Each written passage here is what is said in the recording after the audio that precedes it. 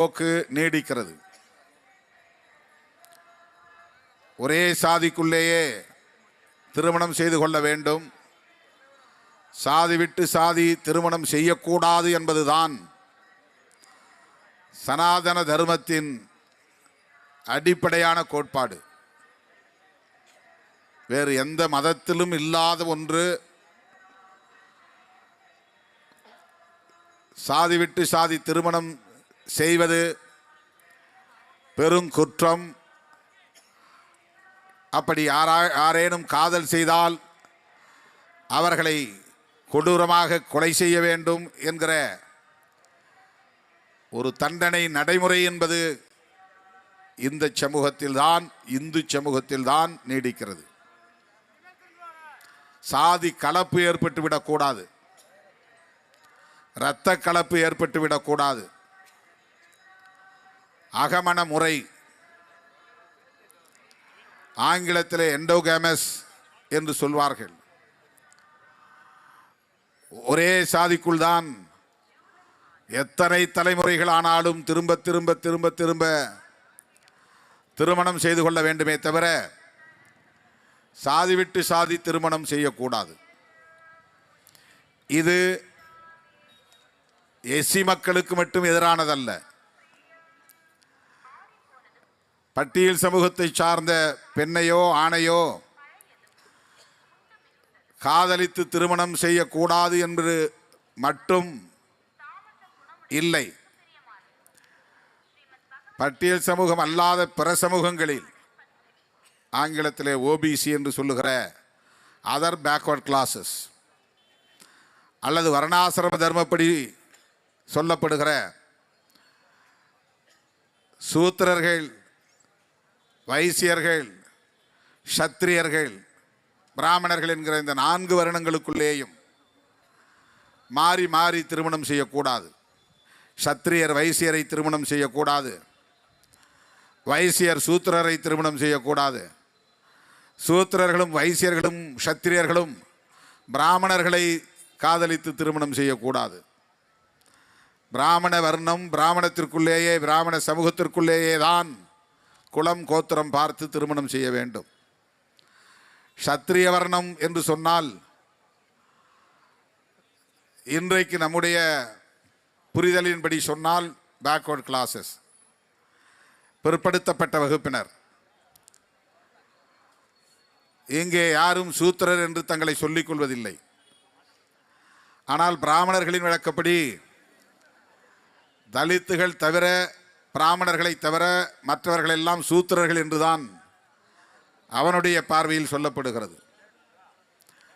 ஆக அந்த வருடங்களுக்கு இடையிலே கூட எம்பிசி என்றால் நூற்றுக்கணக்கான சாதிகள் இருக்கின்றன. பேக்வர்ட் கிளாஸஸ் பிசி என்றால் நூற்றுக்கணக்கான சாதிகள் இருக்கின்றன. இந்த பிசிக்குள்ளேயே ஒரு சாதி இன்னொரு சாதியை கலக்கக்கூடாது என்பதுதான் சனாதன தர்மம்.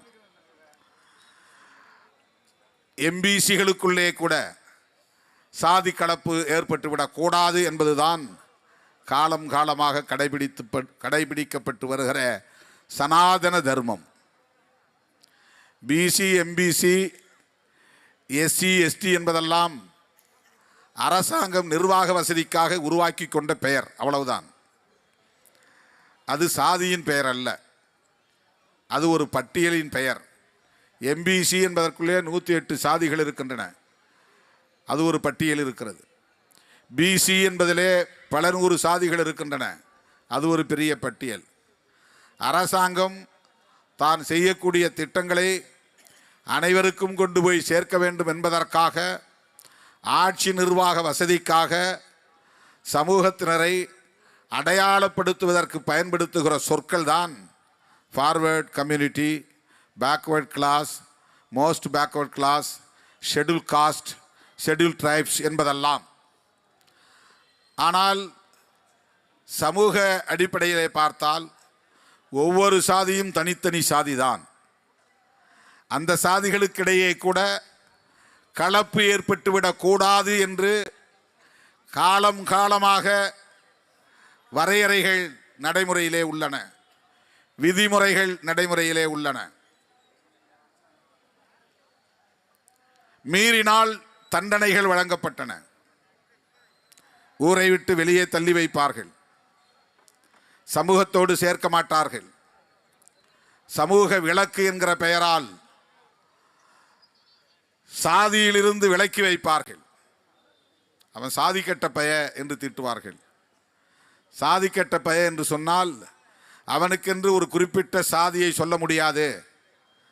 கலப்பு ஏற்பட்டு விட்டது. அம்மா ஒரு சாதி, அப்பா ஒரு சாதி, தாத்தா ஒரு சாதி, பாட்டி ஒரு சாதி. அதனால் இவன் என்ன சாதி என்று அடையாளப்படுத்த முடியாது. எனவே அவனை பலப்பட்டறை என்பார்கள் அல்லது சாதி கெட்ட பயல் என்பார்கள். பலப்பட்டறை என்றால் பல சாதிகள் ஒரு குடும்பத்துக்குள்ளே இருக்கும். உங்க அப்பா என்ன சாதி? அவர் ஒரு பிசி. அம்மா என்ன சாதி? அவங்க பிராமின். அப்பனா ஓன் சாதி என்ன? விருப்பப்படி எடுத்துக்கிறது, வசதிக்கு தகுந்த மாதிரி. பிசின்னு போட்டுக்கிட்டா அரசாங்க சலுகை கிடைக்கும்னா பிசின்னு போட்டுக்கிறது, இல்லைன்னா எஃப்சின்னு போட்டுக்கிறது. அவங்க ரெண்டு பேருடைய அப்பா, அம்மாவுடைய அப்பா அம்மா, அப்பாவுடைய அப்பா அம்மா, அவங்க இன்டர் காஸ்டில் இருந்தாங்கன்னா எந்த சாதின்னு தெரியாது, போட்டுக்க, விருப்பப்படி போட்டுக்கொள்வது. இப்படிப்பட்டவர்களை அந்த காலத்தில் அரசாங்கம் இவர்களை எல்லாம் பட்டியல் படுத்தாத காலத்தில் எஸ்சியை மட்டும் பட்டியல் சாதின்னு சொல்லக்கூடாது. எல்லாமே பட்டியல் சாதி தான். எல்லாருக்குமே பட்டியல் உண்டு. எல்லாருக்குமே பட்டியல் உண்டு. கான்ஸ்டிடியூஷனில் ஷெட்யூல் காஸ்ட்னு அம்பேத்கர் அதை வகைப்படுத்த சொன்னார், அவ்வளவுதான். ஆனால் எல்லாருக்குமே இப்போ எம்பிசி பட்டியல்னு 108 சாதி இருக்கு, பிசி பட்டியல்னு நூற்றுக்கணக்கான சாதிகள் இருக்கு, ஃபார்வர்ட் கம்யூனிட்டிஸ் அப்படின்னா அது நூற்றுக்கணக்கான சாதிகள் இருக்கு. வெறும் பிராமணன் மட்டும் ஃபார்வர்ட் கம்யூனிட்டி இல்லை, பிள்ளைமாரிலே ஃபார்வர்ட் கம்யூனிட்டி உண்டுங்க. ஒரு 20 வருஷத்துக்கு முன்னாடி, ஒரு 50 வருஷத்துக்கு முன்னாடி எஃப்சின்னு போட்டவங்கலாம் இப்போ பிசின்னு போட்டுக்கிறாங்க. அரசாங்கம் பார்த்தா யாரை வேணாலும் பிசின்னு போட்டுக்கலாம், எஃப்சின்னு போட்டுக்கலாம். கை வைக்க முடியாதது எஸ்சி மட்டும்தான். கான்ஸ்டிடியூஷனில் கொண்டு வந்து வச்சுட்டாங்க, நினைச்சபடி மாற்ற முடியாது. எஸ்சியில் வேண்டாம் எங்களை பிசியில் போடுன்னா இவங்களால மாநில அரசால் கை வைக்க முடியாது. அது பார்லிமெண்ட்டில் 2 ஹவுஸ்லையும் பேசி அங்கே பெரும்பான்மை ஒத்துக்கிட்டாதான் அவங்க மாற்ற முடியும், கான்ஸ்டிடியூஷனில் மாற்ற முடியும். ஆனால் பிசி எம்பிசியில் மாநில அரசாங்கமே மாற்ற முடியும். இந்த சாதி பெரிய சாதியாக இருக்குது, இவங்க ஓட்டு நமக்கு முக்கியமாக இருக்குது, அவங்க கோரிக்கை வைக்கிறாங்க, எங்களை எஃப்சியில் வைக்காதீங்க, எங்களை பிசியில் வைங்கன்னு கேட்டால் பிசியில் வச்சுருவாங்க. இப்போ குஜராத்தில் பட்டேல்னு ஒரு சாதி இருக்குது. அவங்கெல்லாம் பெரிய தனவந்தர்கள். தனவந்தர்கள்னால் செல்வ சீமான்கள். அவங்க வணிகத்தில் பெரிய சக்திகள். அவங்கள கொண்டாந்து பிசியில் சேர்த்துட்டாங்க. ஏன்னா அவங்க பெரிய போராட்டங்கள்லாம் நடத்தி எங்களுக்கு இடஒதுக்கீடு கிடைக்கல, கல்வியில் எங்களுக்கு வாய்ப்பு கிடைக்கல, எங்களை ஏன் எஃப்சியில் வச்சுருக்கிறீங்க, எங்களை பிசியில் மாற்றுங்கன்னு சொன்ன உடனே பிசியில் மாற்றிட்டாங்க. போராட்டம் நடத்துறது தான். இப்போ மருத்துவர் ராமதாஸ் போராட்டம் நடத்துறதுக்கு முன்னாடி வன்னியர் உள்ளிட்ட எல்லா சாதியும் பிசியில் தான் இருந்துச்சு. அப்போ ஒரே சாதி தான். 1989க்கு முன்பு வரையில் தமிழ்நாட்டில் எஃப்சி, பிசி, எஸ்சி அவ்வளவுதான். எஸ்டி 4 பட்டியல். மருத்துவர் ராமதாஸ் அவர்கள் நடத்திய போராட்டத்திற்கு பிறகு கலைஞர் மறுபடியும் ஆட்சிக்கு வந்தபோது அந்த கோரிக்கைகளை பரிசீலிக்கிறோம் என்று தேர்தல் வாக்குறுதி தந்ததனால் அவர் பிசியை 2ஆக பிரித்தார். பிசி, எம்பிசின்னு. மோஸ்ட் பேக்வேர்ட், மற்றவங்கெல்லாம் பேக்வேர்ட். பிற்படுத்தப்பட்டவர்கள், மிகவும் பிற்படுத்தப்பட்டவர்கள். இதுவெல்லாம் அரசு ஆட்சி நிர்வாக வசதிக்காக உருவாக்கி கொண்டவை. இதில் ஒவ்வொரு சாதியும் இன்னொரு சாதியை விட மேலானது அல்லது தாழ்வானது என்கிற உளவியலை கொண்டிருக்கிறது. இப்போ மற்றவங்களாம் என்ன நினைக்கிறான்னா, எஸ்சி மட்டும்தான் கீழ் சாதி, மற்றவங்கெல்லாம் மேல் சாதின்னு நினைக்கிறான். அது உண்மை இல்லை. பிராமணர்களை பொறுத்தவரையில் பிராமணர்கள் மட்டும்தான் உயர்ந்த சாதி, மற்ற எல்லாரும் கீழ் சாதி. இதுதான் அவனுடைய பார்வை. எல்லாரும் சூத்திரவாள் அப்படின்றான். அதில் இன்னொரு நுட்பமான செய்தியை நீங்கள் புரிந்து கொள்ள வேண்டும். பிராமணர்களில் கூட பிராமண பெண்கள் கீழ் சாதி. எவ்வளவு பெண்கள் இருந்தாலும் அவ்வளவு பேரும் 100% பார்ப்பன சமூகத்தை சார்ந்த பெண்மணிகள் சூத்திர சாதி. இதெல்லாம் எங்கே இருக்குது அப்படின்னு கேட்டால் மனு தர்மத்தில் இருக்குது. அதான் மனுஸ்மிருதி. மனுஸ்மிருதி, மனுன்னு ஒருத்தர் இருந்திருக்கான், அவன் உருவாக்கின ஒரு சட்ட தொகுப்பு. அதுதான் இந்து தர்மத்திற்கான அடிப்படை சட்டம் என்று அன்றைய மன்னர்கள் அதையெல்லாம் ஏற்றுக்கொண்டார்கள். அதை அப்படியே நடைமுறைப்படுத்தினார்கள். நாம் சொல்ற வீராதி வீரர்கள், சூராதி சூரர்கள், பாண்டிய மாமன்னர்கள், சோழ மாமன்னர்கள், சேர மாமன்னர்கள், இவர்கள்லாம் ஒரு காலத்தில் பார்ப்பனர்களுக்கு கட்டுப்பட்டு அவன் சொல்கிற மந்திரம்தான் வேதம், அவன் ஓதுகிற வேதத்தால் தான் நாம் வாழ்கிறோம் என்று நம்பி அவர்கள் என்னென்னவெல்லாம் செய்ய சொன்னார்களோ அதையெல்லாம் செய்தார்கள். கோயில் கருவறைக்குள்ளே இருந்த தமிழை தூக்கி போட்டு சமஸ்கிருதத்தை கொண்டு வந்தாங்க. மன்னர்கள் தான் செய்தார்கள். தனித்தனியா வாழிடங்கள் இருக்கணும், பிரிச்சு வச்சாங்க. பார்ப்பனர்களுக்கு பாதுகாப்பு வேணும், அவங்களுக்கு கோதானம் பூதானம் எல்லாம் கொடுத்தாங்க. பூதானம்னா பூமி தானமாக கொடுக்கறது. 5 ஏக்கர் வச்சுக்கோ, 10 ஏக்கர் வச்சுக்கோ, இதை வச்சு விவசாயம் பண்ணிக்கோ, யார்த்தையாவது குத்தகை விட்டு அதிலிருந்து வரக்கூடிய வருமானத்தை வச்சு பிழைச்சிக்கோ. கோதானம் பசுமாடு கொடுக்கறது, பூதானம் நிலம் கொடுக்கறது, கிராமங்களையே கொடுக்கறது. மங்களம் முடிகிற கிராமங்கள்லாம் பார்ப்பனர்களுக்காக மன்னர்கள் கொடுத்த மங்களம். அது மங்களம்னு ஒரு ஊர் முடியுதுன்னா ஆறுமுக மங்கலம்னா அங்கே பிராமணர்கள் இருந்திருப்பாங்க. சதுர்வேதி மங்கலம்னா அது பிராமணர்களுக்குரிய இடம். அப்படியெல்லாம் மன்னர்கள் கொடுத்தார்கள். அந்த மன்னர்களால் உருவாக்கப்பட்ட சாதிய கட்டமைப்பில் தான் சாதி விட்டு சாதி திருமணம் செய்தால் படுகொலை செய்கிற போக்கு இருந்தது. குல தர்மத்தை மீறக்கூடாது, மனு தர்மத்தை மீறக்கூடாது. தவம் செஞ்சான்னு சம்புகனை வெட்டி கொண்டாங்க. நீ ஒரு சூத்திர, நீ எப்படி தவம் இருக்கலான்னு ராமன் போய் சம்புகனை கொன்னதா ராமாயணத்தில் கதை இருக்கு. வில்வித்தை கற்றுக்கொண்டான் என்பதற்காக ஏகலவன் கட்டை விரலை வெட்டினார் துரோணாச்சாரி. இது மகாபாரதத்தில் வருது கதை. ராமாயணம் எந்த வருஷம் உருவானதுன்னு யாருக்கும் தெரியாது. மகாபாரதம் எந்த ஆண்டு உருவானதுன்னு தெரியாது. ஆனால் மகாபாரதத்துக்குள்ளேயும் ராமாயணத்துக்குள்ளேயும் இருக்கிற கதை என்னன்னா சனாதன தர்மத்தை அடிப்படையாக கொண்ட கதைகள் தான், புராண கதையாளர்கள் தான். தம்பி,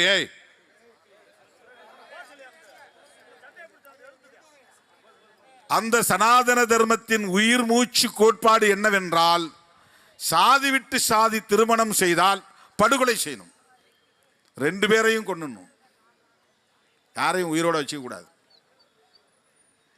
அதான் நம்ம கவினுடைய அப்பா கேட்டார், உன் பொண்ணு தானே வலிய வந்து என் பையனை விரும்பிச்சு காதலிச்சுது, நாங்கள் வேண்டான்னு தானே சொன்னோம், நீ யோகியனா இருந்தா முதல்ல உன் பொண்ணு தானே நீ ஏதாவது பண்ணியிருக்கணும், என் பிள்ளைய நீ வெட்டின,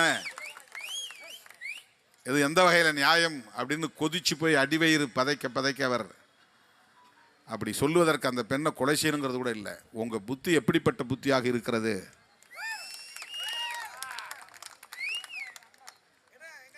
அந்த ஆதங்கத்தை வெளிப்படுத்தக்கூடிய வகையிலே தான் அப்படி ஒரு கருத்தை அவர் சொல்ல நேர்ந்தது. சாதி விட்டு சாதி திருமணம் செய்யக்கூடாது என்கிற இந்த நிலை இன்றைக்கு நேற்றைக்கு உருவானதல்ல, காலம் காலமாக இருக்கிறது. இந்தியா முழுவதும் இருக்கிறது. இதையெல்லாம் எதிர்த்துதான் மகாத்மா பூலே தோன்றினார். உத்தரப்பிரதேசத்தில், மகாராஷ்டிராவில் அவர் ஒரு தலித் அல்லாத புரட்சியாளர். கல்வி விழிப்புணர்வு ஏற்பட்டால் காலப்போக்கிலே இவையெல்லாம் மாறும் என்று அவர் கருதினார். அதனால் பெண்களுக்கு கல்வி தர வேண்டும் என்று முதலில் அவருடைய மனைவியையே ஆசிரியராக்கி பெண் கல்வியை உருவாக்கினார். ஏன்னா வட மாநிலங்களில் இதை விட ரொம்ப மோசம். சதிமாதா வழக்கம் தமிழ்நாட்டில் கிடையாது, தென்னிந்திய மாநிலங்களில் கிடையாது. புருஷன் சேத்தா பொண்டாட்டியை தூக்கி கட்டையில் வச்சு உடன்கட்டை ஏற வச்சு உயிரோட கொளுத்துகிற வழக்கம். கணவன் இறந்த பிறகு அவள் உயிரோடு இருந்தால் நடத்தை கெட்டவளாக மாறிவிடுவாள், அது கணவனுக்கு செய்கிற துரோகம். ஆகவே கணவன் இறந்த உடனேயே அவளை உடன்கட்டை ஏற வைத்து உயிரோடு கொளுத்து விட்டால் அவள் தெய்வமாகிவிட்டாள் என்று அவளுக்கு கோவில் கட்டி வழிபடுகிற வழக்கம் வட மாநிலங்களிலே ஒரு காட்டுமிராண்டித்தனம் 20ஆம் நூற்றாண்டு வரையில் நீடித்தது. இன்னும் கூட இருக்கலாம், வெளிச்சத்திற்கு வரவில்லை. புருஷன் இறந்த பிறகு திருமணம் செய்யக்கூடாது, விதவையாகவே இருக்க வேண்டும் என்பது சனாதன தர்மம்.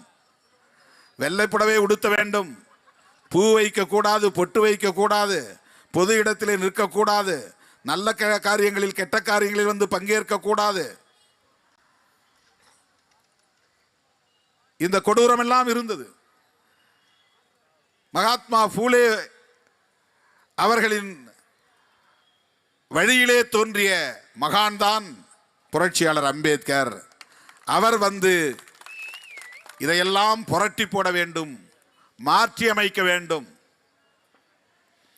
இந்த கொடுமைகளை எல்லாம் தகர்த்தெறிய வேண்டும், அழித்தொழிக்க வேண்டும் என்று சிந்தித்ததன் விளைவாக அந்த மனுஸ்மிருதி என்கிற மனு தர்மம் என்கிற அந்த கொடிய சட்டத்திற்கு எதிராக மாற்று சட்டத்தை எழுதினார். அதுதான் இந்திய அரசமைப்பு சட்டம், புரட்சியாளர் அம்பேத்கர் அவர்கள் எழுதிய சட்டம்.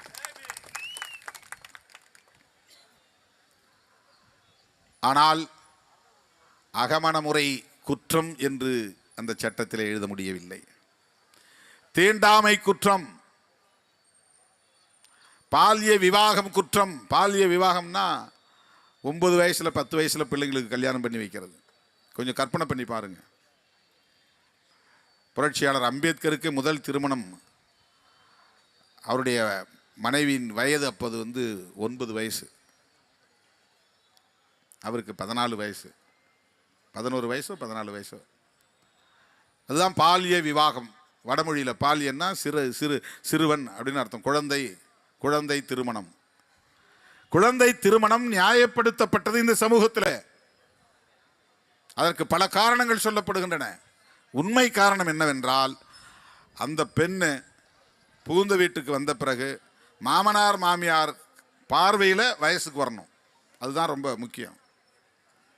அவ பிறந்த வீட்டில் வயசுக்கு வந்து 2 வருஷம் 3 வருஷம் 4 வருஷம் இருந்து அதற்கு பிறகு எங்கள் வீட்டு பிள்ளைக்கு எங்கள் வீட்டு மருமகளாக வந்தால் அவ நடத்தை சரியாக இருந்தது என்பதற்கு என்ன உத்தரவாதம்? அதை உத்தரவாதப்படுத்த முடியாது. அதனால் எங்கள் வீட்டுக்கு வந்துட்டு அனுப்பி விட்டுரு. 9 வயசில் 10 வயசில் கல்யாணம் பண்ணி கொடுத்துரு. அவள் எங்கள் பார்வையிலே இருப்பாள், எங்கள் பார்வையிலே பருவத்துக்கு வருவாள், எங்கள் பார்வையிலே அவள் கருவுறணும், கற்பமாகணும், என் பிள்ளைக்கு உண்மையான வாரிசை பெற்று தரணும். இதுதான் அதனுடைய அடிப்படை நோக்கம். இதெல்லாம் இந்த சமூகத்தில் நீண்ட காலம் இருந்தது. இன்னைக்கு புரட்சி பேசுகிற பல பேர் வயசை குறைக்கணுங்கிறான். கூட்டணும்னு சொல்லாமல் 18 வயசு பெண்ணுக்கு வந்தால் திருமணம் பண்ணலாங்கிறத இல்லை, தப்பு, அதை குறையுங்க. 21 வயசு ஆண்களுக்கு இருக்குது, அதில் அதை குறைங்க. 18 வயசு வரலும் பிள்ளைகளை வீட்டில் வச்சுருந்தா என்ன ஆகும்? இதுதான் பிற்போக்குத்தனமான சிந்தனை என்பது. பால்ய விவாகத்தை குற்றம் என்றார் சட்டத்தின்படி. விதவை மறுமணம் செய்யலாம், அது ஒன்றும் சட்டப்படி தப்பு இல்லை. கணவன் இறந்துட்டா அடுத்து விதவையாக இருக்கிற பெண்மணி அடுத்து திருமணம் செய்துக்கலாம். அவள் 80 வயசு வரலும் வாழ்வா. 14 வயசு 15 வயசில் கணவன் செத்து போயிடுவான், பாம்பு கடிச்சு செத்துருவான், ஆக்சிடெண்ட்டில் செத்துருவான், நோய்வாய்ப்பட்டு இறந்துருவான். அதுக்காக 60 வருஷம் ஒரு பெண் குடும்ப வாழ்க்கை இல்லாமல், தாம்பத்திய உறவு இல்லாமல் வாழ வேண்டும் என்பது எவ்வளவு பெரிய கொடுமை. இப்படிப்பட்ட கொடுமைகள், பெண்களுக்கு எதிரான கொடுமைகள் காலம் காலமாக இருந்தபோது அதையெல்லாம் மாற்றியமைக்க வேண்டும் என்பதற்காக தோன்றிய மகான்தான் புரட்சியாளர் அம்பேத்கர் அவர்கள். அதனால்தான் அவரை புரட்சியாளர் அம்பேத்கர் என்று நாம் சொல்லுகிறோம். பாபா சாஹேப் அம்பேத்கர்னா தந்தை அம்பேத்கர்னு அர்த்தம், வேற ஒன்றும் இல்லை. அவரை எங்கள் தந்தை என்று சொல்லுவதை விட அவரை புரட்சியாளர் என்று சொல்லுவது பொருத்தமானது என்று நாம் சொல்லுகிறோம். ஆயிரக்கணக்கான ஆண்டுகளாக இந்த மண்ணிலே வேரோடி போய் இருந்த இத்தகைய பிற்போக்குத்தனமான சனாதன பழமைவாதங்களை தனி மனிதராய் நின்று தகர்த்தெறிந்தவர் புரட்சியாளர் அம்பேத்கர்.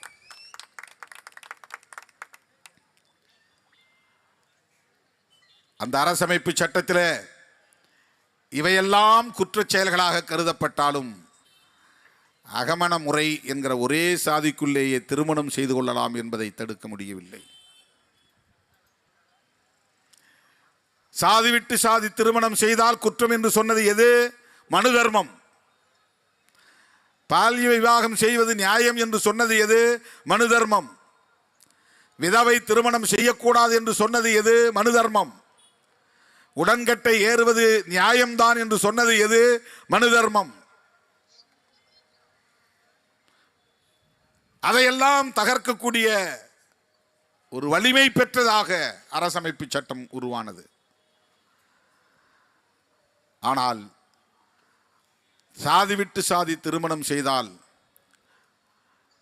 குற்றம் இல்லை என்பதை அனுமதிக்கிறது. அகமண முறையை குற்றம் என்று சொல்ல முடியவில்லை. சாதி விட்டு சாதி திருமணம் செய்தால் inter cost marriage legally approved, சட்டப்படி செல்லும். அது ஒன்றும் தப்பு கிடையாது, குற்றம் கிடையாது. ஆனால் மனு தர்மம் அதை குற்றம் என்கிறது. அந்த அடிப்படையில் தான் ஆணவ கொலைகள் நடக்கின்றன. ஆகவே இன்னும் இங்கே நடைமுறையில் இருப்பது சனாதன தர்மம் தானே தவிர இந்திய அரசமைப்பு சட்டம் இல்லை. இன்னும் வாழிடங்கள் இரண்டாக இருக்கின்றன. இன்னும் பல கோவில்களில் நுழைய முடியவில்லை. கிராமப்புறத்து கோயில்களில், அரசுக்கு சொந்தமான கோவில்களில் கூட நுழைய முடியவில்லை. இன்னும் பட்டியல் சமூகத்தினர் வசிக்கும் இடங்களுக்கு தேர் வரவில்லை. அப்படி என்றால் எது இங்கே நடைமுறையில் இருக்கிறது? சனாதன தர்மம் என்கிற மனு தர்மம் தான் இன்னும் இங்கே அரசமைப்பு சட்டமாக நடைமுறையில் இருக்கிறது. ஐஏஎஸ் படிச்சுட்டு வர்ற கலெக்டர், ஐபிஎஸ் படிச்சுட்டு வர்ற எஸ்பி ஊர்கூட்டம் நடத்துகிறாங்க. இப்போ பெரம்பலூர் மாவட்டத்தில் அண்மையில் வேப்பந்தட்டையில் நடந்துச்சு. அந்த ஊர்கூட்டத்தில் அதிகாரிகள் எல்லாம் சேர்ந்து, ஐஏஎஸ் படிக்கிறான்னு ஏன் சொல்கிறேன்னா, அவங்க வந்து கான்ஸ்டிடியூஷனை வந்து தரவாக படிச்சுட்டு வர்றவங்க, அவங்களுக்கு வகுப்பில் ரொம்ப முக்கியமானது. ஐபிஎஸ் அதிகாரிகளுக்கு கான்ஸ்டிடியூஷன், புரட்சியாளர் அம்பேத்கர் எழுதிய அரசமைப்பு சட்டத்தை பற்றிய ஞானம் கட்டாயம் இருந்தாக வேண்டும். அரசமைப்பு சட்டத்தை படித்தா சகோதரத்துவத்தை நிலைநாட்டணும்.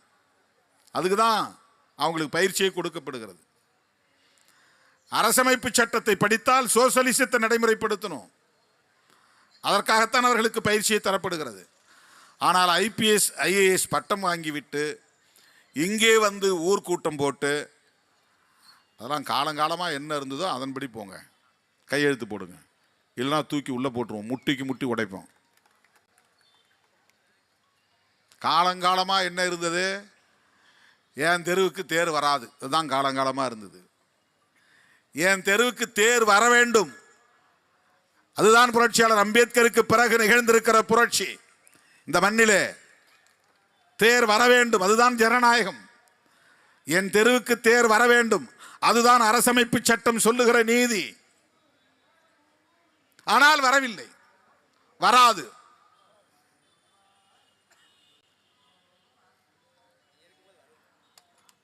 அரசமைப்பு சட்டத்தை நடைமுறைப்படுத்துவதற்கே ஐஏஎஸ் ஐபிஎஸ் படித்த அதிகாரிகள் தயாராக இல்லை என்பதுதான் நாம் அறிந்து கொள்ள வேண்டிய கசப்பான ஒரு உண்மை. அவன் தீர்மானம் போட்டான் வேப்பந்தட்டில், இல்லைப்பா அதெல்லாம் முடியாது, நீங்கள் கேட்குற மாதிரிலாம் செய்ய முடியாது, இத்தனை வருஷம் என்ன நீங்கள் கடைபிடிச்சிங்களோ அதை அப்படியே ஊர் தெருவில் வந்து அப்படியே போயிடும், நீங்கள் வேணால் போய் பக்கத்தில் நின்று சாமி கும்பிட்டுங்க, தேரை பார்த்துங்க. அதை எதிர்த்து இன்றைக்கு நம்முடைய தோழர்கள் உயர்நீதிமன்றத்திற்கு போனார்கள். உயர்நீதிமன்றம் தீர்ப்பளித்து விட்டது. எவ்வளவு தூரம் தேர் போக முடியுமோ அவ்வளவு தூரம் போக வேண்டும். பட்டியல் சமூகத்தினர் வாழக்கூடிய அனைத்து தெருக்களிலும் தேர் போக வேண்டும். நீதிமன்றம் சொல்றதையும் கேட்க மாட்டேங்கிறான் போலீஸ். அதுதான் பிரச்சனை. கேட்டா சட்டம் ஒழுங்கு பிரச்சனை வரும். எல்லாவற்றையும் சட்டம் ஒழுங்கு பிரச்சனை. எப்படி சட்டம் ஒழுங்கு பிரச்சனை வரும்? இல்லை, நீங்கள் தேரை கூப்பிட்டீங்கன்னா அவங்க வந்து கிளர்ந்து எழுவார்கள், பெரிய பிரச்சனை ஆயிரும், லாண்ட் ஆர்டர் பிரச்சனை ஆயிரும், அவங்க ஊர் புகுந்து அடிப்பாங்க, தீ வைப்பாங்க. அது சட்டவிரோதம் தானே? சட்டவிரோதம் தான். அதை கட்டுப்படுத்த வேண்டியது தானே?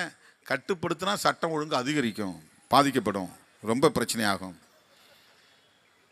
அவங்க பேருந்து அடித்தா நாங்கள் வேடிக்கை தான் பார்ப்போம், கடைகளை சூறையாடினால் வேடிக்கை தான் பார்ப்போம், போலீஸே அடித்தால் வேடிக்கை தான் பார்ப்போம். ஏன்?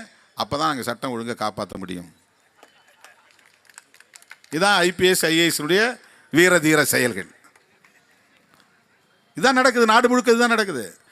இதே ஒரு குற்றம் ஒரு தலித் பையன் செஞ்சிட்டான்னா அவனை தேடிக்கிட்டு வீட்டுக்கு போகிற போலீஸ் வீட்டில் போய் அப்பா அம்மாவை அவன் இவன் வாடி போடின்னு கண்ணா பின்னான்னு வல்கராக பேசுவாங்க. இல்லைன்னா அவங்கள தூக்கிட்டு போய் ஸ்டேஷனில் வச்சுருவாங்க. உன் புள்ளே வர்ற வரல நீங்கள் உள்ளே உட்காருன்னுவான். இது நடக்குதா நடக்கவில்லையா? அப்போது மட்டும் போலீஸுக்கு எங்கிருந்து வந்தது வீரம்? ஐஏஎஸ் படித்தவர்களுக்கு ஐபிஎஸ் படித்தவர்களுக்கு எங்கிருந்து வந்தது வீரம்? இதை கேட்போமா கேட்க மாட்டோமா? அம்பேத்கரின் பிள்ளைகளாக இருந்து இதை கூட பேசவில்லை என்றால் நாங்கள் எப்படி? எவ்வளவு பெரிய கொடுமை பாருங்க. நீ எஃப்ஐஆர்ல பேர் போட்டிருக்கீங்க. கவினை கொலை செய்ததில் அப்பா அம்மா மகன் 3 பேருக்கும் தொடர்பு இருக்குன்னு எஃப்ஐஆர்ல பேர் இருக்குது. போட்டது யாரு? போலீஸ். ஆனா முதல்ல என்ன பண்ணாங்கன்னா அவனே டைப் பண்றான். யாரு? கவினுடைய அம்மாவோ அப்பாவோ புகார் எழுதி கொடுக்கல. அந்த காவல் நிலையத்தில் இருக்கிற ஆய்வாளரே அல்லது உதவி ஆய்வாளரே அவங்களே ஒரு ஸ்டேட்மெண்ட் கையெழுத்து போடுங்க. இது எவ்வளவு பெரிய அநீதி இது. நல்ல வேளை அவங்க கையெழுத்து போட மறுத்துட்டாங்க. அதற்கு பிறகு அவங்க சொன்னதை அவன் டைப் பண்ணி எஃப்ஐஆராக போட்டு நம்ம கையில் கொடுத்துருக்குறாங்க. எஃப்ஐஆரில் பேர் போட்டுட்டா சட்டப்படி அவர்களை கைது செய்து விசாரிக்க வேண்டும். அதுதானே ப்ரொசீஜர். அதுதானே ப்ரொசீஜர். இப்போ ஒருத்தன் சரண்டர் ஆயிட்டான், நான் தான் கொன்னேன்னு. அவங்க அப்பாவுக்கு அம்மாவுக்கு அதில் உடந்தை, அதில் தொடர்பு இருக்கிறது, அவர்கள் உடந்தையாக இருந்திருக்கிறார்கள். அதற்கான ஆதாரம் இருப்பதை உணர்ந்தால் போதும். அதுக்கு ஆங்கிலத்தில் பிரைமா ஃபேசின்னு சொல்லுவாங்க. அதுக்கு அப்படி இருந்தால் போதும், போலீஸ் நினைச்சா கேஸ் போடலாம். நாம் சொல்கிறோம், பாதிக்கப்பட்ட தரப்பில் சொல்கிறோம், அதை அவன் புறந்தள்ள முடியாது. இன்வெஸ்டிகேஷனில் அவங்க இல்லைன்னு நீ ப்ரூவ் பண்ணி பேரை வெளியே எடுக்கலாம். அது புலனாய்வுக்கு பிறகு குற்றப்பத்திரிகை தாக்கல் செய்யணும். ஒரு சம்பவம், ஒரு குற்றச்சம்பவம் நடந்துச்சுன்னா குறிப்பிட்ட நாட்களுக்குள்ள ஒரு இன்வெஸ்டிகேஷன் ஐஓன்னு சொல்லுவாங்க, இன்வெஸ்டிகேஷன் ஆஃபீஸர். அது எஸ்சி எஸ்டி மக்கள் பாதிக்கப்பட்டால் ஐஓ யாருன்னா ஒரு டிஎஸ்பி. மற்ற சமூகத்தை சார்ந்தவர்கள் பாதிக்கப்பட்டால் ஐஓ யாருன்னா ஒரு இன்ஸ்பெக்டர். அவங்க வழக்கை பதிவு பண்ணி அவங்க தான் விசாரணை நடத்தணும். தமிழில் விசாரணை அதிகாரி. அந்த விசாரணை அதிகாரி எஃப்ஐஆரில் இடம்பெற்றவர்களை கஸ்டடியில் எடுத்து அவர்களுடைய கட்டுப்பாட்டுக்கு கொண்டு வந்து முழுமையாக விசாரித்து இந்த 3 பேருக்கு மட்டும்தான் தொடர்பு இருக்கிறதா அல்லது வேறு எவருக்கும் தொடர்பு இருக்கிறதா, இது எப்போது திட்டமிடப்பட்டது, யார் யார் இந்த திட்டத்தில் கலந்து கொண்டார்கள், இந்த சதி திட்டத்தில், இதையெல்லாம் முழுமையாக விசாரித்து அதற்கான தரவுகளை எல்லாம் திரட்டி குற்றப்பத்திரிகை என்கிற பெயரில் நீதிமன்றத்திலே தாக்கல் செய்ய வேண்டும். அதுக்கு ஒரு குறிப்பிட்ட காலம் இருக்குது, 90 நாள் அல்லது 60 நாள்னு ஒரு டியூரேஷன் இருக்குது. அதுக்குள்ளே அவங்க கொண்டு போய் எஃப்ஐஆர் இது சார்ஜ் ஷீட்டை ஃபைல் பண்ணணும். அந்த புலனாய்வு நடத்துகிற போது எஃப்ஐஆரில் இடம்பெற்றவர்கள் சம்பந்தமில்லை என்று தெரிய வந்தால் அவர்களை அதிலிருந்து அவங்க நீக்க முடியும். வேற யாருக்கோ சம்பந்தம் இருக்கு என்று கண்டுபிடித்தால் அவர்களை கொண்டு வந்து அதில் இணைக்க முடியும். அப்போ எஃப்ஐஆரில் இருக்கிற பெயரை நீக்கவும் இல்லாத பெயரை சேர்க்கவும் புலனாய்வு செய்கிற அதிகாரிக்கு அதிகாரம் இருக்கிறது. ஆனால் எஃப்ஐஆரில் பெயர் இடம்பெற்றால் உடனடியாக கைது செய்ய வேண்டுமா வேண்டாமா? எவ்வளவு பெரிய போராட்டம் நடத்த வேண்டியிருக்கிறது, யார் யாரெல்லாம் கண்டன அறிக்கை வெளியிட வேண்டியிருக்கிறது, எவ்வளவு நெருக்கடிகளை தர வேண்டியிருக்கிறது. அவ்வளவு சிரமப்பட்டு அப்பாவை வேணா நாங்கள் கைது பண்ணுறோம், அம்மாவை கைது பண்ண முடியாது. இவ்வளவு பெரிய படுகொலை நடந்திருக்கிறது, ஒரு உயிர் போய்விட்டது. அந்த பெண்ணும் இவனும் சேர்ந்து மனமொத்து பழகி இருக்கிறார்கள். இவன் மட்டும் அந்த குற்றத்தை இழைக்கவில்லை. அது குற்றம் இல்லை, அது வேறு. உன் பார்வையில் அது குற்றம். அவன் உயிரை பறிக்கிற குற்றம் நடந்திருக்கிறது. ஆனால் ஒருத்த மேல கேஸ் போடுவதற்கு கூட தயங்குகிறார்கள். அது கேஸ் போட்டு அவங்கள கைது பண்ணா கூட அவங்க பாதிப்பு, அது எப்படி அவங்க குற்றம் செய்யாதவர்களை எப்படி குற்றம் செய்யாதவர்களை இவனே முன்கூட்டியே முடிவு பண்ணுறான். பாதிக்கப்பட்ட நான் சொல்கிறேன், என்னை இவங்க தான் வெட்டினாங்க, இந்த கும்பல் தான் வெட்டியதுன்னு சொல்கிறேன். நீ விக்டிம் சைடு நிற்கணுமா, குற்றம் செய்தவர்கள் பக்கம் நிற்கணுமா? ஒரு போலீஸ் அதிகாரிக்கு இந்த அடிப்படை ஞானம் கூட இருப்பதில்லையா? அறிவு கூட இருப்பதில்லையா? இந்த அடிப்படை அறிவு கூட வேண்டாமா? அதுக்கு தானே உனக்கு பயிற்சி, அதுக்கு தானே யூனிஃபார்ம். விக்டிம் சைடு நிற்க வேண்டும் என்பதற்காகத்தானே. நிரபராதி பாதிக்கப்படக்கூடாதுங்கிறத ஜுடிஷியரி பார்த்துக்குவோம், அவன் கோர்ட்டு பார்த்துக்குவான். அது அவன் வேலை, ஓ வேலை இல்லை. எஃப்ஐஆரை போட்டு அரெஸ்ட் பண்ணி கொண்டு போய் நிறுத்த வேண்டிய வேலை தான் உன் வேலை. நீதிமன்றத்தில் நீதிபதி பார்த்துக்குவார், இவன் வந்து நிரபராதி, அவருக்கு இதுக்கும் சம்பந்தம் இல்லை, அவனை தண்டிக்கக்கூடாது, அவனை வெளியே விடுறேன், விடுதலை பண்ணுறேன். அது நீதிபதியின் வேலை, உங்கள் வேலை இல்லை. ஆனால் எஸ்சி தரப்பில் ஒருத்தன் குற்றம் பண்ணியிருந்தான்னா 2 பேரை நேம்டு அக்யூஸ்டு அண்ட் அதர்ஸ்னு போட்டுருவான். அண்ட் அதர்ஸில் ஒரு 10-20 பேரை பிடிப்பான் சம்மந்தமே இல்லாமல். அப்படியே ஊருக்குள்ள படையெடுத்து போவான். காலடி 5 மணிக்கு படையெடுத்து போவான். பெட்டாலியனை கொண்டு வந்து இறக்குவான். மக்கள் தூங்கிக்கிட்டு இருக்கும்போது வந்து உள்ளே பூந்து அடிப்பான். கையில் யாரெல்லாம் கண்ணில் பறான்னு எல்லாத்தையும் பிடிச்சிட்டு வருவான். எல்லாத்தையும் ரிமாண்ட் பண்ணுவான். என்னன்னு கேட்டால் அண்ட் அதர்ஸ். இப்போ ஒரு கலவரம் நடக்குது, கலவரத்தில் வந்து திருமாவளவன் தான் இப்படி பேசினார், அதனால் கலவரம் ஆகி போச்சு. A1 திருமாவளவன் கூட யார் ஒரு 4-5 பேர். அதுக்கு பிறகு யாரெல்லாம் கையில் கிடைக்கிறானோ எல்லாத்தையும் பிடிப்பான். அவங்களுக்கு வெறி அடங்குற வரையிலும் அரெஸ்ட் பண்ணுவான். மற்றும் பலர். இந்த போலீஸுடைய ஆட்டிடியூட் எப்படி இருக்கு பாருங்க. அது காவல்துறையினுடைய போக்கு, அதிகார வர்க்கத்தினுடைய போக்கு, உளவியல். உச்ச நீதிமன்றம் சொல்லிச்சு, அதனால வீட்டை இடிக்கிறேன்னு வந்து ஏழை எளிய மக்களுடைய வீடுகள்லாம் இடிக்கிறாங்க. கலெக்டர்கிட்ட கேட்டால் பயங்கரமாக அப்படி கராராக சட்டம் பேசுவார்.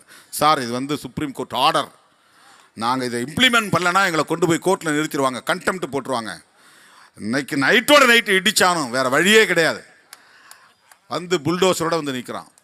உள்ளே இருக்கிற ஜனங்களை பற்றியோ உள்ளே இருக்கிற பொருளை பற்றியோ எதை பற்றியுமே கவலைப்படுறதில்ல. அந்த ஆர்டரை இம்ப்ளிமெண்ட் பண்ணுறதுக்கு அப்படி துடிக்கக்கூடிய ஆட்சி நிர்வாகம்.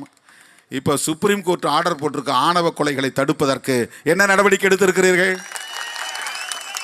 2018ஆம் ஆண்டு Shakti Vahini versus government of India, Shakti Vahini அப்படிங்கிற ஒரு அமைப்பு ஒரு வழக்கு போடுறான். ஒன்றிய அரசாங்கத்தை எதிர்த்து, யூனியன் கவர்மெண்ட்டை எதிர்த்து. இப்படி நாடு முழுக்க ஆணவ கொலைகள் நடக்குது. இதுக்கு இங்கிலீஷில் பேர் ஹானர் கில்லிங். அது நேரடியாக தமிழ் படுத்தும் போது கௌரவ கொலை. எது கௌரவ கொலை? வரட்டு கௌரவத்தால் செய்யக்கூடிய கொலை குற்றது. வரட்டு கௌரவ கொலைன்னு என்ன சொல்லலாம் பாருங்க. இவன் படித்து ஒரு சாஃப்ட்வேர் என்ஜினியர் ஆகி எவ்வளோ பெரிய தகுதி படைத்தவனா சமூகத்தில் ஒரு உயர்ந்த நிலை அடைஞ்சிருக்கிறான்.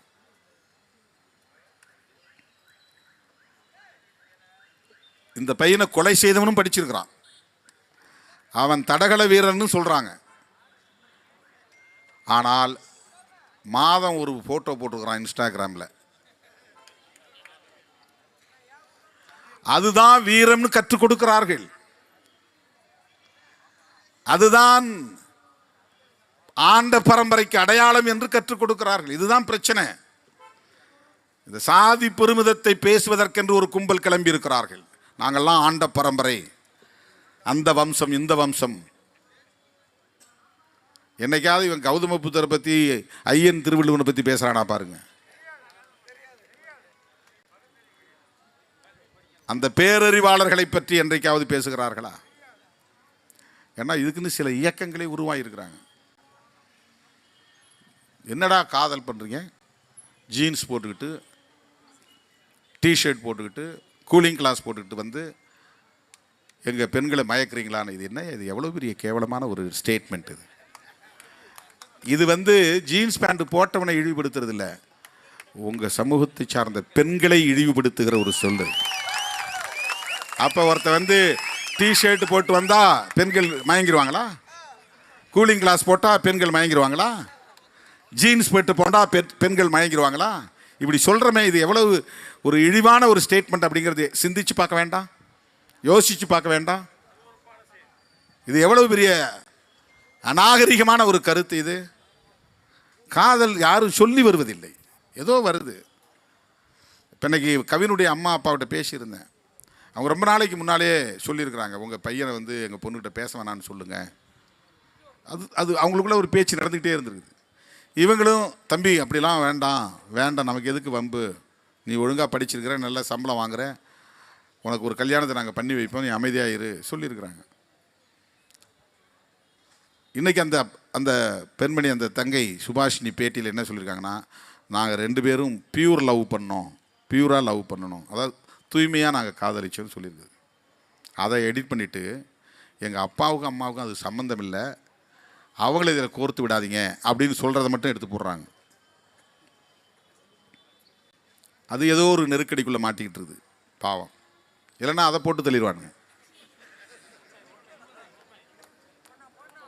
இதுதான் இன்றைக்கு யதார்த்தம். ஏன்னா வழிநடத்தக்கூடிய தலைவர்கள், மேலவளவு வந்து தலித்துகளுக்காக ஒதுக்கப்பட்ட தொகுதி தமிழ்நாடு மட்டுமல்ல இந்தியா முழுவதும் தலித்துகளுக்கும் பழங்குடி மக்களுக்கும் உள்ளாட்சி தேர்தலிலே இடஒதுக்கீடு உண்டு, பெண்களுக்கு இடஒதுக்கீடு உண்டு. அப்படி தொகுதி தனித்தொகுதியாக ஒதுக்கப்பட்ட பிறகு நீ என்ன போராடினாலும் அதை மாற்ற முடியாது. அது தனியே ஒரு சுழற்சி, 10 ஆண்டுகளுக்கு பிறகு ஒரு சுழற்சி வரும், அப்போ தான் மாற்ற முடியும். இப்போ மாற்ற முடியாதுன்னு சொல்கிறதுக்கு ஒரு தலைவன் இல்லை இந்த சமூகத்தில்.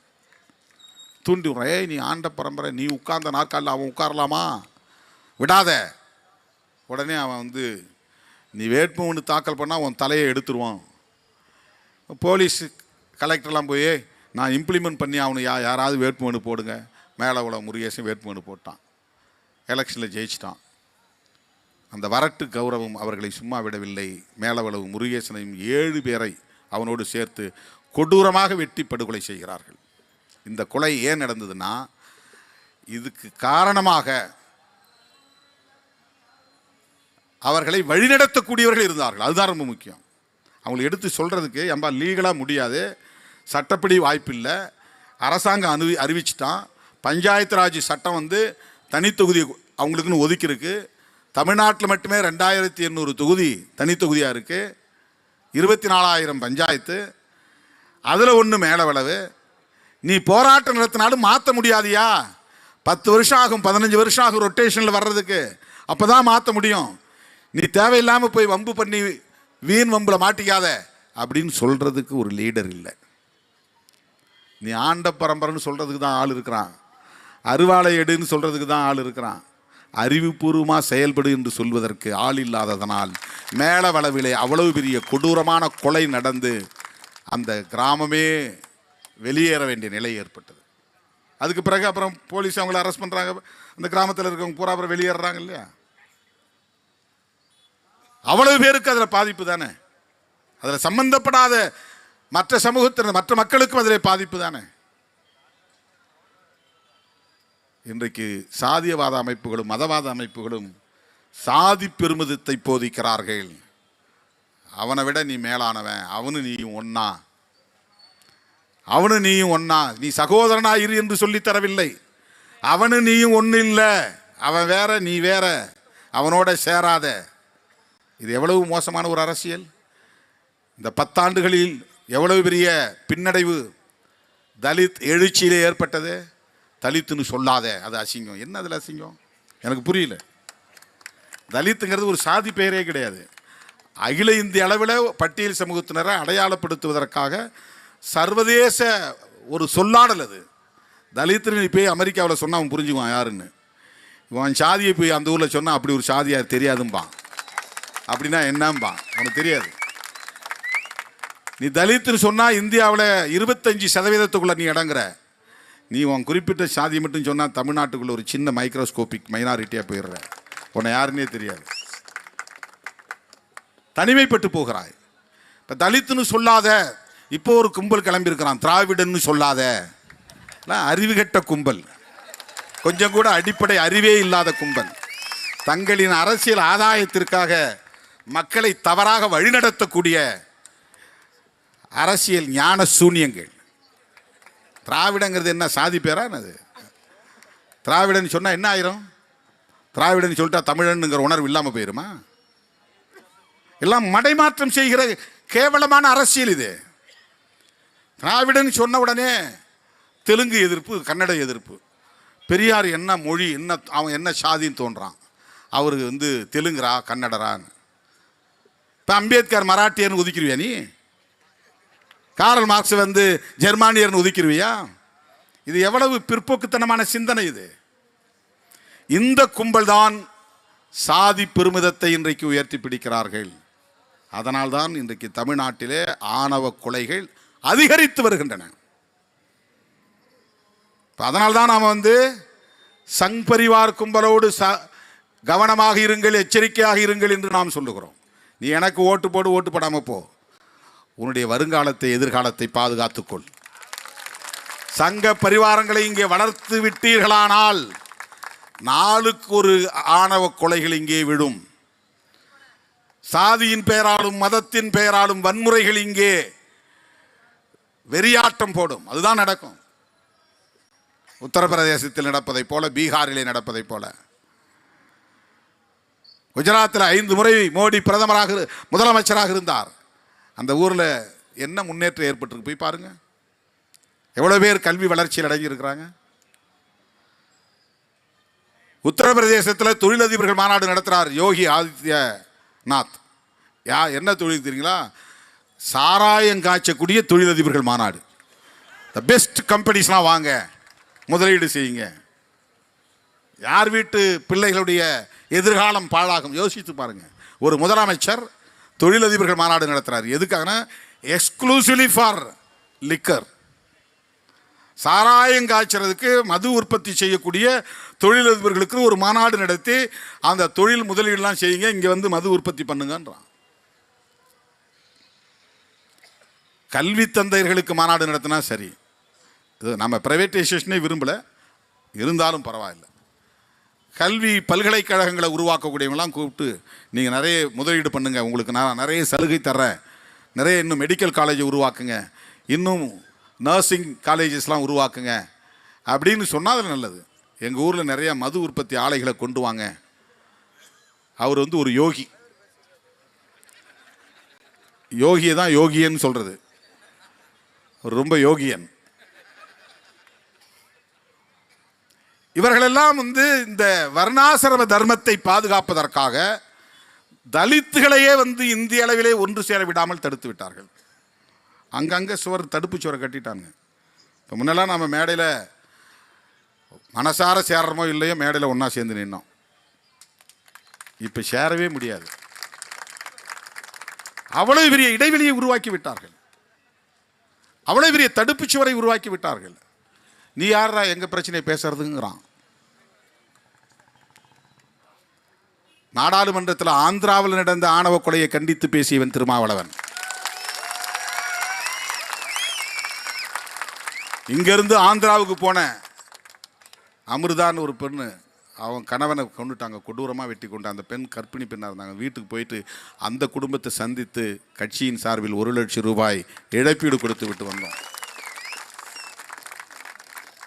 அந்த ஊரில் நான் என்ன எம்பிக்கு நிற்க போகிறேன்னா? அந்த ஊரில் வேறு ஏதாவது ஓட்டு கேட்க போகிறோமா?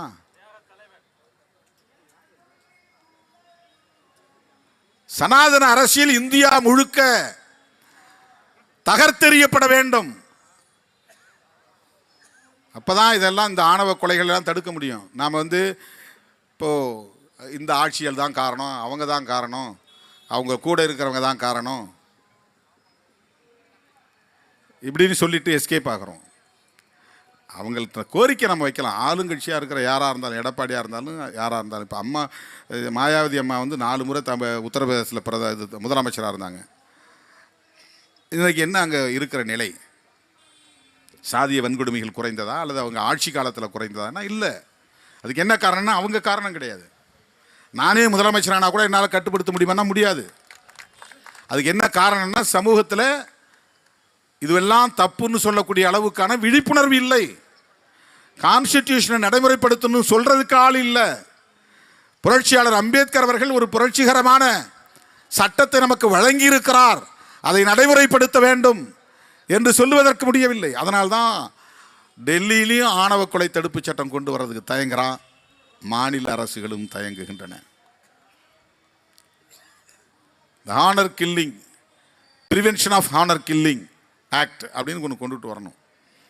ப்ரிவென்ஷன் ஆஃப் அட்ராசிட்டிஸ் ஆக்ட் வந்திருக்கு இல்லையா, சாதிய வன்கொடுமைகள் தடுப்பு சட்டம். அது எத்தனை ஆண்டுகள் போராட்டம். இளையபெருமாள் அறிக்கை பரிந்துரைத்தது. திரும்ப திரும்ப அதை பற்றி பேசிய பிறகுதான் அது சட்டமாக வந்தது. மாநில அரசுகள்கிட்ட இந்திய ஒன்றிய அரசு கருத்து கேட்குறான். இந்த மாதிரி ஒரு ஆனர் கில்லிங் சம்பந்தமான சட்டம் கொண்டு வரணுங்கிறாங்க, உங்கள் கருத்து என்ன?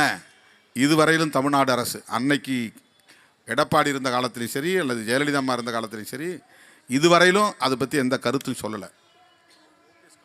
பயப்படுறாங்க. ஆணவ கொலைகள் தடுப்பு சட்டம் கொண்டு வந்தால் தலித் அல்லாதவர்களின் எதிர்ப்பை சம்பாதிக்க நேரிடும் என்கிற அச்சம், இதுதான் சமூகத்தில் இருக்கிற நிலவுகிற சூழல்.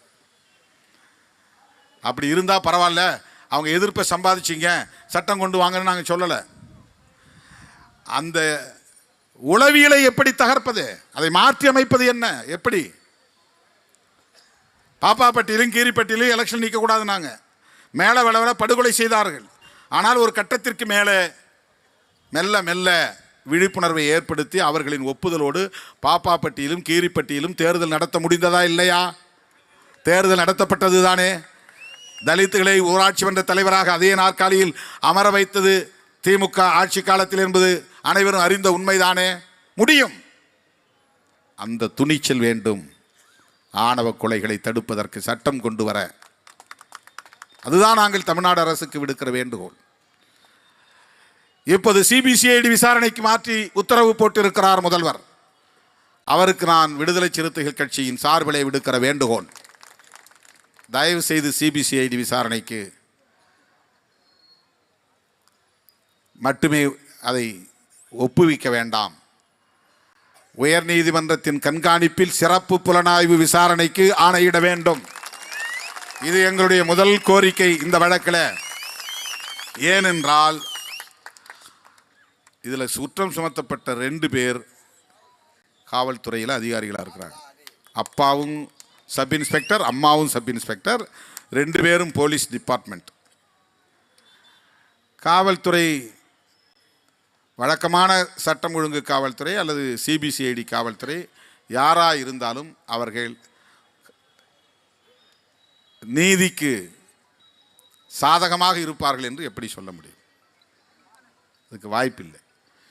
காவல்துறையினரை விசாரிக்கக்கூடிய சிபிசிஐடி விசாரணை வேண்டாம். இது விடுதலை சிறுத்தைகளின் வேண்டுகோள். உயர்நீதிமன்ற கண்காணிப்பில் நீதிபதிகள் உள்ளிட்ட எக்ஸ்பர்ட்ஸ், புலனாய்வு துறையில் ஆற்றல் உள்ளவர்களை ஒரு குழுவாக நியமிக்க வேண்டும். இப்போ ராஜீவ்காந்தி படுகொலைக்கு போலீஸ் ஸ்டாஃப் ஒப்படைச்சாங்க. கார்த்திகேயன் ஒரு அதிகாரி தலைமையில் ஸ்பெஷல் இன்வெஸ்டிகேஷன் டீம் போட்டாங்க, எஸ்ஐடி. அவர் தான் விசாரித்தார். அந்த மாதிரி நேரடியாக கோர்ட் மானிட்டர் பண்ணணும். அன்னன்னைக்கு என்ன இன்வெஸ்டிகேஷன், என்ன இம்ப்ரூவ்மெண்ட், என்ன டெவலப்மெண்ட். இந்த வழக்கில் ஹைகோர்ட் மானிட்டர் பண்ணணும். ஸ்பெஷல் இன்வெஸ்டிகேஷன் டீம் போடணும். இதுதான் இந்த ஆர்ப்பாட்டத்தின் ஊடாக விடுதலை சிறுத்தைகள் கட்சி தமிழ்நாடு அரசுக்கு வலியுறுத்தக்கூடிய முதன்மையான கோரிக்கை.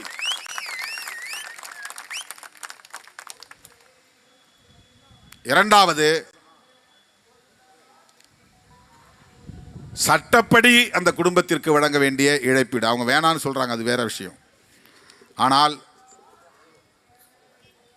POA act, prevention of atrocities act, திருத்தம் செய்யப்பட்ட சட்டம், அது என்ன சொல்லுகிறது? தமிழ்நாட்டில் மட்டும் அது நடைமுறையில் இல்லை. இது மாதிரி பாதிக்கப்பட்டவங்களுக்கு உடனடியாக புதிய வீடு அவங்களுக்கு வழங்கணும். நிலம் 2 ஏக்கர்லேருந்து 5 ஏக்கர் வரையிலும் உழவுக்கு நிலம் கொடுக்கணும். அரசு வேலை வாய்ப்பு தரணும். 12.5 லட்சம் ரூபாய் உடனடியாக அவங்களுக்கு இழப்பீடாக தரணும். அவங்க பாதுகாப்புக்கு உரிய நடவடிக்கைகள் எடுக்கணும். இதெல்லாம் அந்த சட்டம் சொல்லுது. ஆனால் உச்சநீதிமன்றம் இந்த ஆணவ கொலைகளை தடுப்பதற்கு சாதி பஞ்சாயத்து அமைப்புகள் இருந்தால் அதை கண்காணிக்கணும்னு சொல்லுது. அதை தான் நாம் சொல்கிறோம். இதுக்கு தனியாக ஒரு இன்டெலிஜென்ஸ் வேணும், உளவுத்துறை வேணும். சாதி மத வெறியர்களை கண்காணிப்பதற்கென்று உளவு பிரிவு தேவை. கியூ பிரான்ச்சுக்கு தனியாக உளவு பிரிவு இருக்குல்ல. யார் நக்சல் பாரிகளை கண்காணிக்கிறதுன்னு, யார் வெடிகுண்டு செய்கிறான், நக்சல் பாரிகளோட தொடர்பில் இருக்கிறான், தனித்தமிழ்நாடு கோரிக்கை வைக்கிறான் அல்லது வேற ஏதாவது கோரிக்கை வைக்கிறான், அவர்களை கண்காணிப்பதற்கென்று உளவு பிரிவு இருக்கு.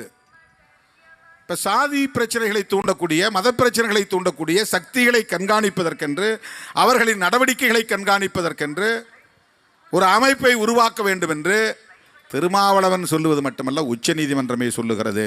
காப் பஞ்சாயத்து அந்த நடவடிக்கைகளை கண்காணித்து அவர்களை அதுபோல தீர்மானங்கள் நிறைவேற்றினால் அதை தடுக்கணும் அப்படிங்கிறாங்க.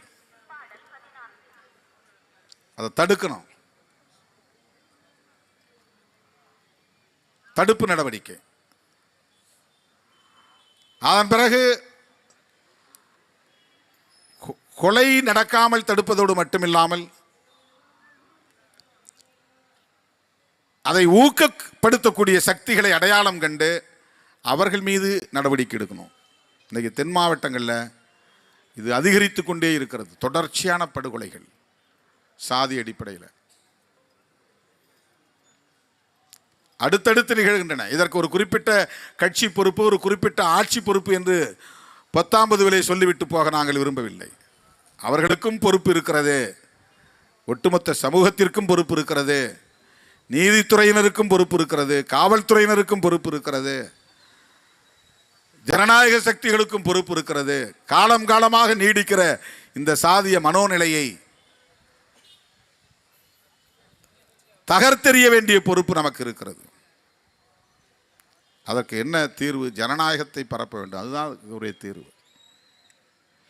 எனவே உச்சநீதிமன்றம் சக்தி வாகினி எதிர் ஒன்றிய அரசு என்கிற வழக்கில் என்ன டைரக்ஷன்ஸ் மாநில அரசுகளுக்கு தந்திருக்கிறதோ அதை நடைமுறைப்படுத்த வேண்டும். இது தமிழ்நாடு அரசுக்கு நாங்கள் விடுக்கிற 2வது கோரிக்கை. Supreme court directions based on Shakti Vahini versus union government of India case. அதன் அடிப்படையில் அவங்க தந்திருக்கிற வழிகாட்டும் நெறிமுறைகளை அல்லது தீர்ப்பை தமிழ்நாடு அரசு நடைமுறைப்படுத்த வேண்டும். 3வது, சட்டம் ஒழுங்கை காப்பாற்றுவதற்கான அதிகாரம் மாநில அரசுக்கு இருக்கிறது என்கிற நிலையிலே ஆணவ கொலைகள் தடுப்பு சட்டத்தை தமிழ்நாடு அரசே இயற்ற வேண்டும். தேசிய அளவில் சட்டம் வேண்டும். அதற்காக தொடர்ந்து இந்திய ஒன்றிய அரசாங்கத்திடம் விடுதலை சிறுத்தைகள் கட்சியின் சார்பில் அழுத்தம் கொடுக்கிறோம், மக்களவையில் பேசுகிறோம். நேற்றைக்கு கூட அமித்ஷா அவர்களை எப்படியாவது நேரிலே சந்தித்து இந்த பிரச்சனை குறித்து பேசிவிட வேண்டும் கடுமையாக முயற்சித்தோம். ஆனால் அவருடைய சேம்பருக்கே வரல, லோக்சபாவுக்கும் வரல, ராஜ்யசபாவில் இருக்கிறாரு. நாங்கள் அங்கே இருந்த மாதிரியும் தெரியல. ரொம்ப நேரம் மணிக்கணக்கில் நானும் ரவிக்குமாரும் போய் அங்கே காத்திருந்து பார்த்து விட்டு அவருடைய பர்சனல் செக்ரட்டரிக்கிட்ட இந்த மனுவை அவர்கிட்ட நீங்கள் ஒப்படைக்கணும்னு கொடுத்துட்டு வந்துருக்குறோம். இந்த மனுவில் என்ன சொல்லியிருக்கிறோம்னா, இந்திய ஒன்றிய அரசாங்கம் ஆணவ கொலைகளை தடுப்பதற்கு உடனடியாக சட்டம் இயற்ற வேண்டும் என்று அந்த உச்சநீதிமன்றம் சொல்லியிருக்கிற வழிகாட்டுதல்களை எல்லாம் குறிப்பிட்டு ஒரு விரிவான கடிதத்தை, கோரிக்கை மனுவை தேசிய பார்வையோடு வழங்கியிருக்கிறோம். தமிழ்நாட்டுக்கு மட்டும் வேணும்னு நம்ம சொல்லலை, தென் மாவட்டங்களுக்கு மட்டும் வேணும்னு சொல்லலை. இந்திய அளவில் எங்கேயும் ஆணவ கொலைகள் நடக்கக்கூடாது, ஹானர் கில்லிங் நடக்கக்கூடாது, அதுக்கு சட்டம் வேணும். ஆனால் அதற்கு முன்னதாக தமிழ்நாடு அரசால் 2 அரசாங்கத்துக்கும் அதுக்கு பவர் இருக்குது. அவனும் சட்டம் இயற்ற முடியும், இவங்களும் சட்டம் இயற்ற முடியும்.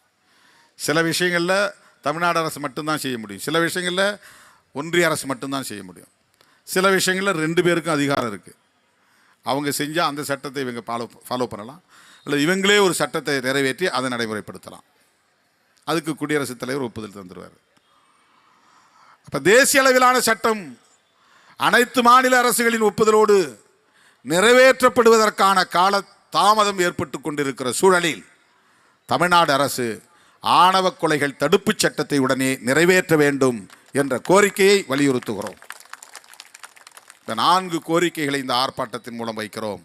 1, சிபிசிஐடி விசாரணையிலிருந்து மாற்றி உயர்நீதிமன்ற கண்காணிப்பின் கீழ் சிறப்பு புலனாய்வு குழுவின் விசாரணைக்கு ஆணையிட வேண்டும்.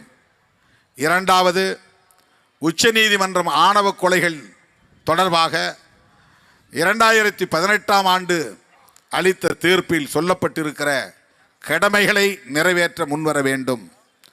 3வது, சட்டப்பூர்வமாக அந்த குடும்பத்திற்கு என்ன இழப்பீடு தர வேண்டுமோ, பாதுகாப்பை தர வேண்டுமோ, அந்த இழப்பீட்டை வழங்க வேண்டும், பாதுகாப்பை தர வேண்டும். விடுதலை சிறுத்தைகள் கட்சியின் சார்பில் தமிழ்நாடு அரசுக்கு நாங்கள் விடுக்கிற வேண்டுகோள், அந்த குடும்பத்திற்கு அவன் ஒரு மென்பொருள் பொறியாளர், சாஃப்ட்வேர் என்ஜினியர், 1 கோடி ரூபாய் இழப்பீடு வழங்க வேண்டும் என்று நாங்கள் வேண்டுகோள் விடுக்கிறோம்.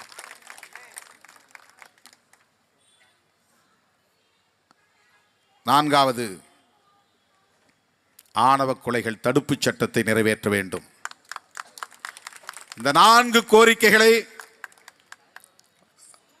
விடுதலை சிறுத்தைகள் கட்சியின் சார்பில் தமிழ்நாடு முதலமைச்சர் அவர்களை, மாண்புமிகு முதலமைச்சர் அவர்களை நேரிலே சந்தித்து வலியுறுத்துவோம் என்பதை சொல்லி, இத்தகைய ஆணவ படுகொலைகளை தடுப்பதற்கு அனைத்து தரப்பு ஜனநாயக சக்திகளும் ஒருங்கிணைய வேண்டும். இது எஸ்சி நான் எஸ்சி பிரச்சனை அல்ல, இது தேசிய அளவிலான சமூக பிரச்சனை. அனைத்து தரப்பு ஜனநாயக சக்திகளும் ஓரணியில் திரள வேண்டும் என்று கேட்டு இந்த ஆணவ படுகொலையை கண்டித்து முடிக்கிறேன். நன்றி, வணக்கம். அனைவரும் பாதுகாப்பாக வீடு திரும்ப